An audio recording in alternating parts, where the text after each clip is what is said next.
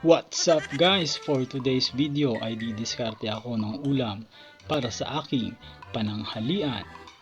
Andito ako ngayon sa ilalim ng puno ng pili para manungkit ng bunga. Taga Bicol kang ang tunay kung nakapag-ulam ka na rin ng nilanta. Ayan, pupulutin na ang aking mga sinungkit. Pulot ng pulot, iipunin na yan mga insan, at pagkatapos ito na ay aking hinugasan upang malinis ang aking kalooban. Nagiinit na rin ng tubig gamit ang takuring uling-uling para ilagay sa ating lalantahin. Ayan, lalagyan na ng tubig upang ito ay maluto.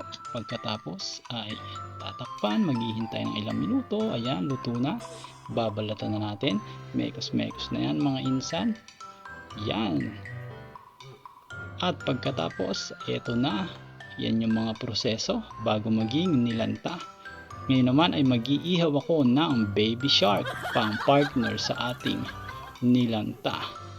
After ilang minutes, ayan, luto na ang ating baby shark na inihaw. Eto na ang ating finished product, mga insan. Ready na nating pagsaluhan. Galing ha?